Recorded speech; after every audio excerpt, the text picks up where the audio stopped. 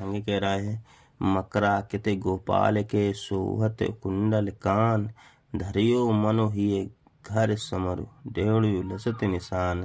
कह रहे हैं, कवि कह रहा है कि श्री कृष्ण के कानों में जो मकर के आकार का कुंडल है उसका वर्णन कर रहा है चमत्कारिक तौर पर। क्या कह रहा है? कह रहा है कि जो कृष्ण के कानों में मकर की आकृति का कुंडल है वह ऐसा शोभा हो रहा है मानो कामदेव ने उनके हृदय रूपी घर पर अधिकार कर लिया हो और उसकी विजय पताका जिस पर मछली की आकृति बनी हुई है उसे दरवाजे पर फहरा रही है।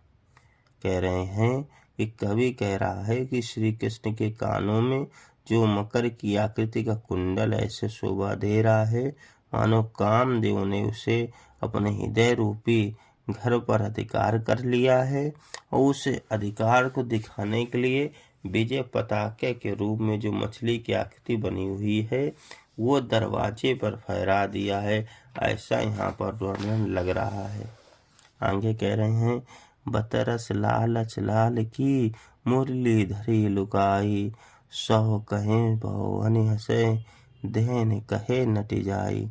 यहाँ पर कह रहे हैं श्री कृष्ण की बातचीत का आनंद लेने के लिए राधा द्वारा मुरली चुरा लेती हैं और उनके मांगने पर उन्हें मना कर देती हैं। इसी प्रकार का यहाँ उल्लेख किया गया है। कह रहे हैं श्री कृष्ण से बातचीत का आनंद लेने के लिए राधा ने क्या किया, लोभवश मुरली को छिपा लिया।